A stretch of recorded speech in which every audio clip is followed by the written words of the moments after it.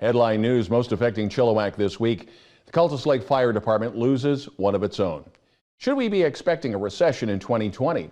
Kidnapping and robbery suspect arrested in chillTV's year-end top news stories of 2019. Happy New Year and thanks for watching. We are committed to providing local news and news that impacts our local audience from Harrison to Garrison, Greendale to Hope and everywhere in between, including Fairfield Island, Little Mountain, Promontory, the Eastern Hillsides, Chilliwack Mountain, Yarrow and Cultus Lake. All right, Chilliwack, let's get started. On Christmas Day, the Cultus Lake Volunteer Fire Department publicly mourned the loss of one of their beloved members, Connor Sloan. On their Facebook page, they noted, and I quote, "He was the one person that would make you smile no matter what the occasion. He always took care to ask everyone how life was going and offer advice at every corner. Rest easy, brother. We will take watch from here. Gone but not forgotten." A GoFundMe page has been set up to assist the Sloan family with funeral expenses during this time. And to make a donation, a link has been put up on the Cultus Lake Volunteer Fire Department Facebook page. And sadly, this does raise awareness of depression and PTSD no matter what time of the year. Will 2020 bring Canadians a recession or a pay hike? In this week's Huffington Post, while Alberta is dealing with the collapse of its oil industry, BC is dealing with the continuing real estate dilemma and the thorny issue of the Trans Mountain pipeline coming through. Both have major impacts on the economy. Huffington Post and Canadian Press went on to state that Statistics Canada has published reports outlining possible updates to the poverty cutoff line. That figure is the cost and items in the basket of goods and services, as well as disposable income thresholds, which are how much income a family has left over after accounting for taxes and payroll deductions. A family or individual would be considered in poverty if the basket of goods strips away too much of their disposable income. As this fear looms over our heads, Chris Sims with the Canadian Taxpayers Federation notes that while we finally get to drop the medical services premium and fully switch over to the employer health tax, the taxpayer still has to remember you're still paying the tax, just in a different form. That being higher property taxes and higher deductions on your paycheck. The boss still has to pay those bills somehow. Chilliwack RCMP informing chillTV that last Friday, 26-year-old Alexis Neill, who was wanted by the RCMP, has been taken into custody. A BC-wide arrest warrant was issued for Neill for robbery and kidnapping. RCMP did not comment on where, when, and how she was found. And now on to sports. Now that the Christmas break is over, college sports is back on track with the UFV Cascade volleyball and basketball teams in action this weekend. And for Trinity Western, it's the same sports plus their men's hockey team. The Chilliwack Chiefs and the Abbotsford Pilots also get back into action this coming weekend. And chillTV, your source for local sports. We extend the invitation to your organization to keep us in your loop. Send us your sports stories and updates to news at chilltv.ca or to FVN Fraser Valley News. And when we return, this year's top 5 news stories for Chilliwack.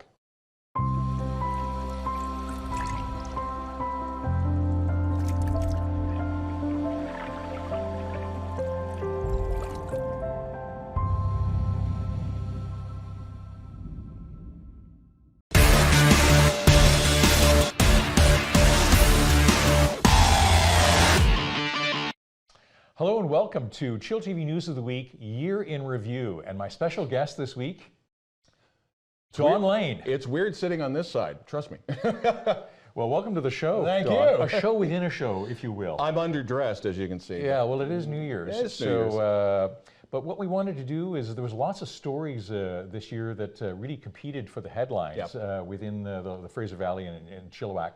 So Don, being that you were front and center through all of these stories, we wanted to find out from you what your picks were for the top 5 news stories of the year. Number 5 was definitely social housing, and kind of in 2 parts, one of which was where the old Traders Inn used to be in downtown. And this is a low barrier shelter, so those that are living inside, if they want, they can use drugs in a supervised, if you want to call it a supervised site. That was overshadowed by the Portal, and that is the Ruth and Naomi's homeless shelter. It was Ruth and Naomi's had asked for a 3-year temporary use permit extension. They got 18 months. The complaint was not the fact that it's a homeless shelter. Nobody argued that we need it. The concern was it's across the street from Chilliwack Middle School. Right. down the street from Chilliwack Secondary, not that far away from an elementary school, a little mountain, I believe, and the crime that was around the area, as well as drug use. And the argument was it's too close to downtown, too close to ground zero, quote Lots unquote. of controversy. Exactly. And again, 18 months and the proviso for Ruth and Naomi's to find another place. So it's not going to disappear, but in 18 months' time, it will have to move. Simple as that. So it'll stay in the news probably next year, yeah, for easy, sure. Easy. So the next one, I happen to know the next one probably got moved into the top 5 just from some recent happenings. So what's number 4, Don? Well, number 4, we started off with the Park Ridge condo fire. So about 100 people were displaced and still are. They're still making the repairs to that. And we got some incredible footage from, ironically, school trustee Willow Rieschelt, who lives in another part of that facility. But it was just recently, Windsor Plywood and Canadian Liquidation, that fire is still under investigation. We don't know why or how it started. Huge. But huge there's about 100 people that going into 2020 are now unemployed. And again, Chilliwack Fire are still trying to determine what caused it. It started in the back end. The bottom line is not only a huge fire, but it's at Christmas time. I mean, losing your job anytime is not a great time, but at Christmas time, that one hurts. Yeah, our hearts go out there. So big fires was number 4. What's number 3? Rainbow crosswalks. And this is where I personally was a little concerned where it kind of got sidetracked. First off, the request was for Mill Street in Wellington. And while Mayor Ken Popoff was very happy with the idea of rainbow crosswalks, City Council and Popoff himself said, downtown, probably not the best place, but he left the door open for anywhere else, in particular private property, which has happened on First Nations property. Well, that also includes the Promontory Save on Foods as well as Eagle Landing. The other side is, and the school board office too, by the way. The other side of that is we now have 16 of them, which is great, but it got sidetracked as, well, we have 16 of these. Is that a record for the Guinness Book of World Records? Which is kind of taking away from what a rainbow crosswalk is supposed to be, and that is to support the LGBTQ2+ community. But wouldn't you agree though on that one? Just the visibility that was brought, because there was controversy about whether you should say no, and then the backlash led to this mammoth rainbow wave, if you will. Yeah, and Chilliwack has had a bad rap of being anti-Soji, anti-rainbow, anti. So this did bring some light to the entire subject. It was international, and it went viral. It went viral. Yeah. So there was a bright side to this story, and hopefully we're a little more accepting after all of this. Yeah. All right. Well, what's number 2, Don? Oh, big business. Everybody was looking at Molson Coors. When you buy any Molson Coors product now, it says Chilliwack, BC. It does not say Vancouver anymore.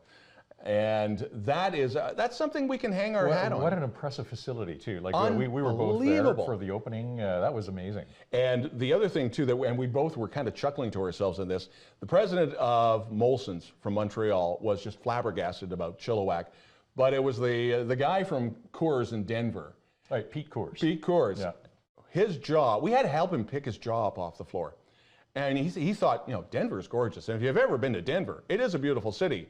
He came to Chilliwack and was blown away by the people, by the facilities, by the aquifer, by the welcoming of the business community. Nicely done. So major props. I mean, it's news that was in development for a while, but it came to full fruition in 2019. A couple other big business news stories as well. And kind of overshadowed the fact that Cottonwood Mall is going to have one major facelift. It's already going through that, with Save on Foods going into where Target was, and before that was Zellers. On the other side, it's been pretty much confirmed that the old Sears building will be renovated and that will become Canadian Tire. Across the street, though, the middle chunk of Chilliwack Mall will eventually disappear, and that will become housing and a couple of smaller business buildings to be put on that same site. So that entire area, to use the Field of Dreams line, if you build it, they will come, that's probably going to be it. Transit's already there. The connections are already there. The parking is already there. So a lot of the hard stuff for moving people in and out. That's done, and it's going to look quite impressive in a couple of years' time. Yeah, and we had the mayor on this year, Yep. and even though it is started in the previous year, the downtown redevelopment still.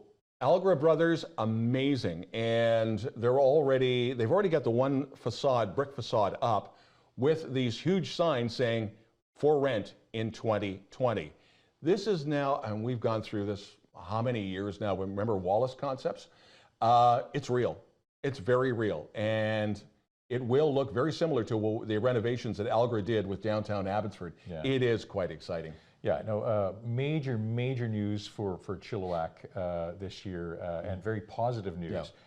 Not so positive news, our #1 story. All the missing people, just amazing. And we reported on that. It seemed like every other week we had a new story. And Grace Baranek was the lightning rod, and a number of people were trying to figure out why. And it finally came out in the wash with a number of people come out and say Grace was everybody's grandma. And yes, dealing with dementia, dealing with senility, and then gone for so long. And then there was John Pop. And then Valentina in Chilliwack, or in Cultus Lake. That one was the oddity because she did not have dementia. She was out mushroom picking. She still disappeared, and we still have no trace of her. Also missing Timothy Delahaye, the young man who was hiking south of Cultus towards the American border, gone, vanished. And then Christopher Couture and his mother from Edmonton. You talked with her a couple of times. Talked with her a couple of times. This is an amazing woman who knew how to literally round up resources, everything from search and rescue and RCMP to private search to even a company that has drones, and still no word. There are major, on the electronic signs as you're heading towards Abbotsford on Highway 1, you'll see Christopher's picture. But this has been almost a year, and we still do not know what happened. I think that one thing that did come out was that there was a high percentage of seniors that went missing with dementia, and so addressing that issue and having procedures in place for following up on the emergency side. I think it's very important getting that message out. In Ontario, they have something called Silver Alert. And they really want to ramp that and amp that up here in British Columbia. If there is a good side, especially because of Grace and John Pop, I think we're going to see Silver Alert by the end of 2020 here in British Columbia. So, well, thank you, Don. I mean, you're welcome.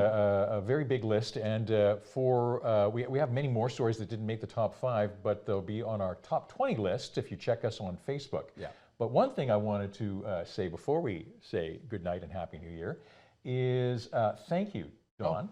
Appreciate very much having you a part of chillTV News of the Week for 2019. We started the show in 2019. We're up to just over 40 episodes. 41 now? Something like that. And we're just so appreciative of everything that you brought to our program. And we just want to say thank you. And thank you. And a tip of the hat to Wayne and the entire crew with VBN, the people you don't see behind the camera. If it wasn't for them, we'd just be two somewhat well-dressed guys. Well, I would. Oh, here we go again. Happy New Year. Happy New Year. And Happy New Year to you.